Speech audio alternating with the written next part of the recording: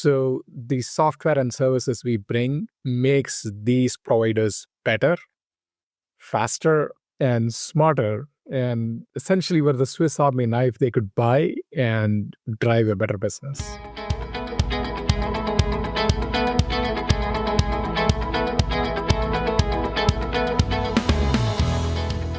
This is 401k Specialist Editor-in-Chief Brian Anderson, and this is the 401k Specialist Podcast. Today, we're going to talk about what's happening in retirement plan industry infrastructure, how many providers are still running on outdated legacy systems, and how a modular approach to innovation instead of a full technology overhaul can positively impact the retirement plan ecosystem. We're going to dive into it right after this brief message. Congruent Solutions has been a trusted specialist in product and technology-driven services for the retirement industry since 2004. Today, our core SaaS record-keeping platform, Retirement Edge, a technology solution that enables guaranteed income tools within defined contribution plans and outsourced plan administration services, empower leading Fortune 500 plan providers, carriers, and third-party administrators to solve business challenges and prepare for the future. Today on the 401k Specialist Podcast, we're happy to be joined by Mahesh Natarajan, Chief Revenue Officer at Congruent Solutions, to talk about the technology infrastructure that powers the retirement industry, along with how and why it needs to evolve to better serve the needs of today's 401k participants. Mahesh is a techno business leader with over 25 years of experience driving innovation in the U.S. retirement and insurance sectors. As CRO of Congruent Solutions, he oversees global growth, client relationships, and strategic partnerships, specializing in software as a service-based plan administration and outsourced solutions for the retirement plan industry.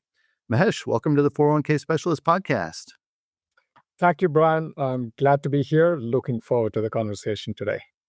Okay, well, to start with, can you give us the quick backstory about what brought you to the retirement industry and more recently to Congruent Solutions? That's right. So I spent, Brian, about 25 years in technology consulting, especially in the financial services, includes retirement and insurance, all of those. So I've seen the industry from a couple of angles as it relates to workplace, retirement, and insurance. And I think this opportunity at Congruent came in an interesting way. One of our past chairmen is an advisor to our company, and he tapped me and said, "Hey, do you want to do something fun? Because the retirement industry needs some technology infusion and fun. Would you?" Right, that's for sure. So I said, this kind of matched my mission conviction with what they were trying to do. The company had the modern technology infrastructure for the retirement business.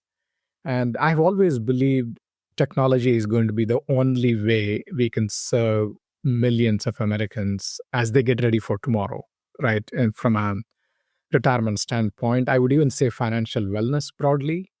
And that, I would say, conviction matched with Congruent's platform and their purpose, which is also, helping everybody getting ready for tomorrow. So here we are, almost 2 years. I've been having fun. All right, that's great.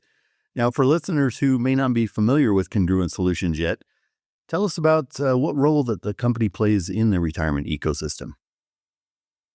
I think, the way I describe Congruent is the engine under the hood nobody sees. But there are many Lego blocks, right? That the company itself is, think of this Lego blocks we could solve for different problems within the retirement space. And that is because the company built all of this technology on cloud, API, and all the different ways, it could be constructed, making it easy to consume the services and software we provide. So that's the first one. The second one, which is important to lay it out there, is our business model is conflict-free. What that means is we are not competing with the TPA or a record keeper or anybody in between or the advisors. So the software and services we bring makes these providers better, faster, and smarter. And essentially, we're the Swiss Army knife they could buy and drive a better business. Right. Okay. Well, you've said that much of the retirement industry still runs largely on legacy technology. Yeah. Why do you think that modernization has been so slow to come to this space? It's been a challenge for what, many, many decades. I think there are two or three reasons I see, right? The first one is the industry has been pressured on fees for a long, long time. It keeps going down. So nobody has money to spend on modern technology. But the converse is true. If you have modern technology, you can compete more effectively in a fee compressing environment. So I think there is a bit of, I would say, fear, and which means if I spend money, would I get an ROI? So that's the first one. The second one is there have not been many choices because this is a space not a lot of people built technology in the last 20, 30, 40 years, right? What we have has been built in the 80s. But lately, in the last 5 years, I would say a lot of people have emerged, like ourselves, building technology that is better, cheaper, delivers better ROI. So that's another reason retirement providers haven't moved. The third one is if you look at, because I've consulted with some of these big players in my prior role as well, they spend anywhere between 60, 70% of their budgets in just running lights on because it's legacy, right? Most of the money goes into maintaining. There is no dollars to put into innovation, modernizing things that will make things better. And if you put all of this together, right, fees are going down, there is a fear of change, there is not enough choices, and the money gets spent in maintenance, that basically slows down the whole industry from adopting something better. But there are a few who have done it or at least on the path of doing it, they are seeing the value of, the modernization. Interesting. Okay. Well, instead of a full technology overhaul, you advocate for more of a modular, you said that Swiss Army knife approach to innovation. So how does that work in practice? It's very simple. The way it works in practice is while the industry has some common problems, every provider, whether you take a record keeper, a TPA, or an advisor, or anybody in that ecosystem, everybody has a pain point. For example, one record keeper says, hey, look, we're having challenges with taking payroll data from all of our sponsors. Can we make that process better, improve the experience for the sponsor, streamline the data, because that has consequential impact downstream.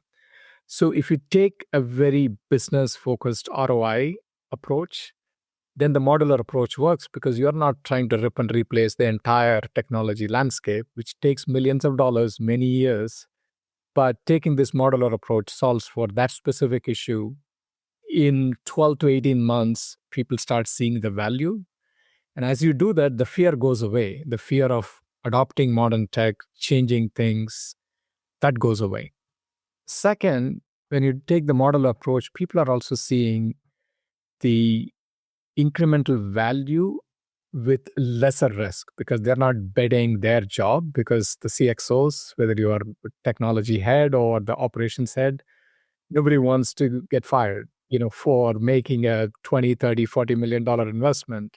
So you make $2, $3 million investments, get the return on that investment. That really builds trust within the organization. And then the last one we see is people are also now thinking, where do they want to differentiate, right? Because there are few things, it doesn't matter who you are, it's the same because ERISA is the same for everybody and DOL is the same, IRS is the same. It's not changing. So there are processes you're not going to differentiate. And people are saying, why should I put money in those? Instead, I put in areas where they differentiate. It could be on advisor experience, it could be on sponsor analytics. So as you start to do these things, it's really solving for specific issues, get ROI, and collectively the modular micro transformation becomes more it's an appealing approach rather than what has been tried in the past. Right, right. Okay. Well, now I'd like to shift gears just a little bit. These days, we're always hearing a lot more about the wealth retirement convergence. From your perspective, are you seeing that shift already in client conversations? I see it in many ways. I told it myself, right? I'm not that old, but I'm maybe at the cusp of, the 50s. And interesting, right? I read an article in Wall Street Journal. I'm sure you did this too, maybe a month ago, roughly. And they had quoted what about 10 financial advisors have each 5 million followers in TikTok. Wow. And these are 19, 20, 25-year-olds following them, just not for influencing, but they're literally following them for advice.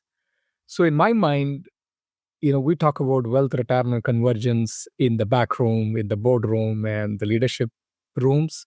But most of it is actually happening in TikTok for at least that segment of people who are going to grow up, thinking all of this as the same. For you and me, it is convergence because we accumulated over the past 30 years. Now we have wealth. We are thinking of, retirement accumulation, now wealth management, estate planning. But the 19-year-old don't think that way. For them, it's all the same. It's financial wellness. Right. Second, I'm seeing for people of, let's say, our age group, the 50 plus, I think the whole gray tsunami is happening. It's reality. The demographic is changing. And people who have accumulated now are saying, okay, what do I do? What's the tax efficient way of doing things? And they're asking those questions. And there is more to be done in catering to that segment, which is what, roughly 50, 60 million Americans like us. Right. And then the last one, what I'm seeing the convergence is even on the advisors, both on the plan side and then the RIAs. And I think there is the convergence where the plan advisors are saying, how can I go down to wealth? Eventually I want that relationship with the participant. And then the reverse is who are RIAs are saying, hey, how can I get plugged into workplace and into plans? And what can technology do? How can I get the data of a participant, the census information, so I can build that relationship with them? And they may not have enough money today, but they will in 5, 10, 15, 20 years. So everybody is saying, what can technology do to help me build that relationship? So I'm almost thinking, for the convergence as a word will exist for the next maybe 15, 20 years. After that, the 20 somethings, they don't even see this as convergence. For them, it's all seamless. You agree? I would agree. And I think if Elon Musk is right, then nobody's going to have to worry about retirement planning anyway. Everybody gets a check, lifetime income check. Right. Well, speaking of that, let's move on to AI. Artificial intelligence is everywhere right now. Right. But you said the real opportunity is invisible AI. What does that mean for retirement operations? So the way I think about this is, right, there are the two stories I hear. One is people chasing chatbots and the sexy thing, but very disillusioned with it's not giving what they want. Example, I was talking to one of the TPAs last week. They deployed AI for some ADP testing, and it did okay, but they had to still put people to do the remainder of the work. So it's disillusionment. The other one is there's always a lot of, let's call it scaremongering among AI firms. And so that's the macro view. But the real interesting work is happening in the back office where there is boring things. How do I read a plan document, interpret that information, even set up a plan? Can I set up some alerts for plan sponsors? Can I nudge participants? And I think this is where in the retirement industry can learn from some of the other industries. And I want to give an example. I went through a home equity loan about a month ago. And I was really surprised. I did not expect this mortgage company can actually do this. They put AI, a chatbot, and loan approval process all together, made it so seamless for me. So all it happened was I went online, submitted my request. A chatbot called me. His name is Jamie. So Jamie calls me and says, hey, look, I'm an AI chatbot. I'm going to talk to you. I'm asking you to go to this website, put in your name, social security, and I'm going to walk you through what you need to do. And it walks me through, it's about 12 to 15 minutes. It walks me through the process. And I think there was a last screen where it was asking me, what's the repayment? Is it 5, 10, 15 years? I chose, I think, 10 years. And the APR was 6.75 something.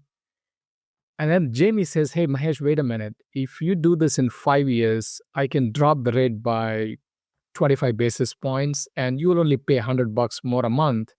Would you want to consider that? So this is Jamie on the phone telling me, and while I'm doing this on Jamie's the chatbot. Jamie the chatbot, and it didn't feel like a chatbot, right? It feels like I'm talking to you, and Jamie is listening, pausing, all of those what you would have in a natural conversation. And it made the whole process done in 15 minutes. And I submitted, and approval came in within 4 hours. I didn't speak to a single individual. So in all of this, AI is there invisible. I didn't have to go do something AI call a chatbot or a chat GPT, nothing like that. It's embedded into this whole experience. To me, that can be done in retirement in a lot of operations, right? In the back office, whether it's a participant engaging for a loan, or it could be, all the things we spoke about, taking a plan, onboarding a plan. Can I make it faster? Can I take a payroll and use AI to streamline that data? Can I streamline census information? These are things you don't see, they happen very manually. So that's why I call it invisible AI that is embedded, and you have to make sure people can trust it, because in this case Jamie, I could trust he was giving me the right advice. So that's kind of my thinking of how to embed AI versus scaring people or letting them getting disillusioned with half-baked solutions. Well, that's the kind of potential we all hope can be realized, that's for sure. Exactly. Now, looking ahead, do you see record keepers evolving into what you've called retirement orchestrators? And what would that look like for the industry? I think they are, right? I think they are evolving, but like every business, there are going to be a few that won't be around for long, because they're not going to keep up with the technology that is needed to play that orchestrator role. So that's the first thing, right? Because a lot of them are still legacy. They cannot quickly connect. For example, if I need to do a student loan match and bring that into my plan, how fast can I do it? It typically it's 1 to 2 years project for most of these people. The one that can do it in 6 months gains an advantage. So that's the first one I think of an orchestrator as an example. The second one is I think of the record keepers who are going to control everything with them and not be collaborative. And I'm sure you know examples of people blocking financial advisors from data. I think they're going to win in the short term, but lose in the long term. So I think I'm looking at bigger ones, not just record keepers. I'm saying retirement players in general who are going to be more flexible, open, not just on the fund lineup. When they say open architecture, it should be open for everything collaboration. They're going to thrive. And then the third one, which is my prediction, will be there will be some new players, right? Who knew about Open AI and ChatGPT 2 years ago? I didn't know about them. Like they're in the retirement space, there are going to be players who are going to say, how do I take all this technology and this ecosystem of providers, whether it's Congruent or student loan or managed accounts, put all of this together and create the next generation retirement provider, like the Fidelities, like the Vanguards, like there are going to be people who are thinking of themselves as that business orchestrator that will emerge, not with all the legacy that others have built, but they're going to start with a clean slate and start with this business. Who knows? It could be Betterment, it could be Rippling, any one of those. But I think that's the opportunity I see for orchestration. Wow. Okay. Well, this has been a really interesting conversation. Mahesh Natarajan, Chief Revenue Officer at Congruent Solutions. Thank you so much for joining us today and sharing all these insights on the 401k Specialist podcast. Thank you, Brian. It was a quick, almost like a rapid fire round discussion. I enjoyed it and look forward to more conversations. Thank you.